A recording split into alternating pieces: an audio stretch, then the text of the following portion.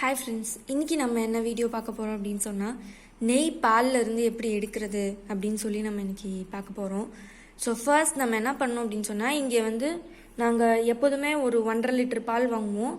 So அது வந்து இன்றைக்கி காலையில் இன்னைக்கு நைட்டுக்கு, இன்னைக்கு சாயங்காலத்துக்கு, அப்புறமேட்டுக்கு எகைன் நெக்ஸ்ட் டே மார்னிங்க்கு வர மாதிரி எங்களுக்கு அந்த பால் வந்து சரியாக இருக்கும். ஸோ எப்போல்லாம் நாங்கள் வந்து டீ போடுறோம் இல்லை பால் ஆற்றுறோமோ அப்போல்லாம் வந்து எக்ஸ்ட்ராவாக இருக்கிற பாலை ஒரு தடவை நாங்கள் கொதிக்க வச்சுக்கிட்டே இருப்போம். ஸோ அது ஒரு 2-3 தடவை பொங்கி வந்ததுக்கு அப்புறமேட்டுக்கு ஆஃப் பண்ணி வச்சுருவோம்.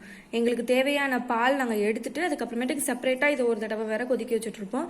ஸோ நீங்கள் டீயோ பாலோ போடும்போது நீங்கள் வந்து அதில் வரக்கூடிய ஆடையை நீங்கள் எடுக்க வேண்டாம். அந்த ஆடையை வந்து செப்பரேட்டாக தனியாக ஒதுக்கி வச்சுட்டே இருங்க. பாலை எடுக்கும்போது அந்த ஆடையை நீக்கி விட்டுட்டு எடுத்துகிட்டே இருங்க. ஸோ நீங்கள் பால் எல்லாமே முடிச்சதுக்கு அப்புறமே பால் எல்லாத்துக்கும் தேவையானதெல்லாம் எடுத்ததுக்கு அப்புறமேட்டுக்கு அடுத்த நாள் காலையிலுக்காக கொஞ்சம் பால் இருக்கும். ஸோ அதையும் நைட்டு நீங்கள் ஃப்ரிட்ஜுக்குள்ளே வைக்க போகிறதுக்கு முன்னாடி ஒரு தடவை கொதிக்க வச்சுட்டு அதுக்கப்புறமேட்டுக்கு ஃப்ரிட்ஜுக்குள்ளே வச்சுட்டீங்க அப்படின்னு சொன்னால், ஃப்ரிட்ஜிலேருந்து எடுத்ததுக்கு அப்புறமேட்டுக்கு பால் வந்து உங்களுக்கு இப்படி இருக்கும்.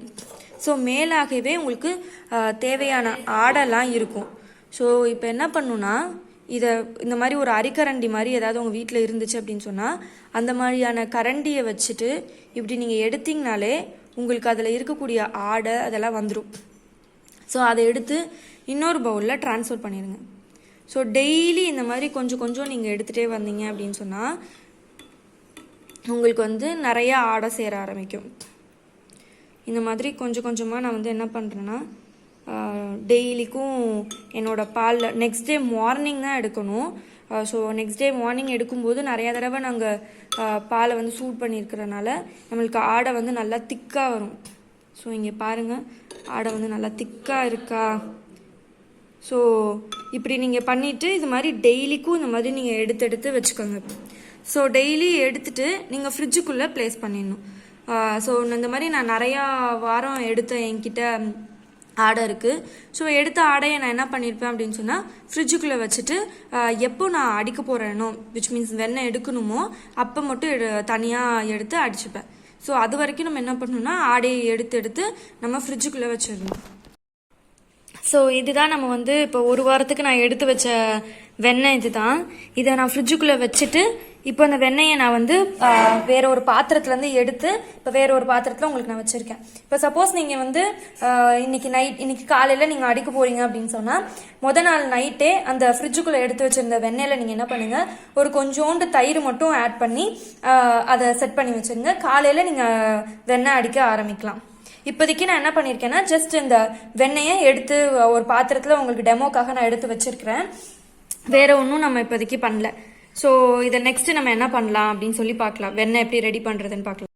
இப்போ நம்ம என்ன பண்ணோம் அப்படின்னு சொன்னால், இந்த மாதிரி வெண்ணெய் எடுத்து வச்சதை ஃப்ரிட்ஜிலேருந்து நீங்கள் எடுத்ததுக்கு அப்புறமேட்டுக்கு ஒரு கிளாஸ் தண்ணியை வந்து இதில் ஃபுல்லாக ஊற்றிடுங்க.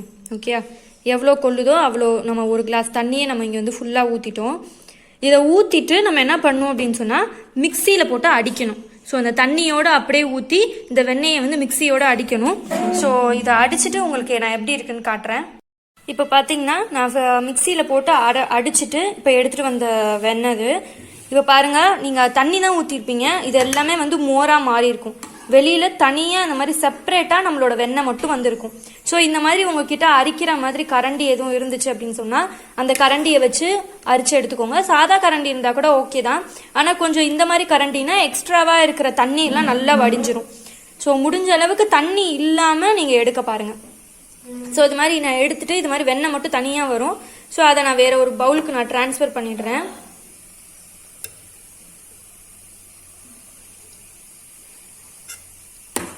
ஸோ எனக்கு வந்து ஒரு 2 வாரத்துக்கு எனக்கு இவ்வளோ வெண்ணெய் கிடச்சிருக்கு. இப்போ நம்ம தனியாக எடுத்த வெண்ணெயை என்ன பண்ணியிருக்கோம் அப்படின்னு சொன்னால், அடுப்பில் போட்டு இப்போ தான் நம்ம காய்ச்சிட்ருக்கோம். ஸோ இந்த மாதிரி அது தானாக உருக ஆரம்பிச்சிடும் அப்படியே. ஸோ இது ஓரளவுக்கு நெய்யை ஆனதுக்கு அப்புறமேட்டுக்கு உங்களுக்கு நான் காட்டுறேன். இப்போ பார்த்தீங்கன்னா இதுதான் நம்மளோட நெய் கன்சிஸ்டன்சி. நம்ம இவ்வளோ நேரம் வெண்ணெயாக இருந்தது பார்த்தீங்கன்னா இவ்வளோ நல்லா இப்படி உருகி இப்படி வந்துடும். இதை நல்லா கொஞ்சம் கைவிடாமல் கிண்டிகிட்டே இருங்க. அதுக்கப்புறமேட்டுக்கு இதை ஃபில்டர் பண்ணி நம்ம எடுத்துக்கலாம். இதில் தேவைன்னா நீங்கள் வந்து கருவேப்பிலையோ முருங்கைக்கீரையோ போட்டு இன்னும் கொஞ்சம் வாசனையாக நம்ம பண்ணிக்கலாம். இப்போ நம்ம ரெடி பண்ண நெய்யை இப்படி நல்லா ஏதாவது ஒரு ஃபில்டர் மாதிரி வச்சு நல்லா வடிகட்டிடுங்க. ஏன்னா அதில் கொஞ்சம் குருணையாக பார்த்தீங்களா, அதில் கொஞ்சம் கொஞ்சம் குருணையாக இருக்குது பார்த்தீங்களா, அதெல்லாம் நம்ம வந்து நெய்யில் நம்ம சேர்த்துக்க மாட்டோம், அதெல்லாம் வந்து அன்வான்ட். ஸோ இதை வந்து நல்லா இப்படி ஃபில்டர் மட்டும் நல்லா பண்ணி எடுத்து வச்சிட வேண்டியதான். இப்போ பாருங்கள், இதுதான் நம்ம ஃபில்டர் பண்ண நம்மளோட நெய். எவ்வளவு அழகாக நம்மளுக்கு வீட்டு நெய்யே எவ்வளவு சூப்பராக ரெடி ஆயிடுச்சுன்னு பார்த்துருப்பீங்க. ஸோ இந்த மாதிரி சுத்தமான நெய்யை நம்ம வீட்டிலையே நம்ம ரெடி பண்ணிக்கலாம்.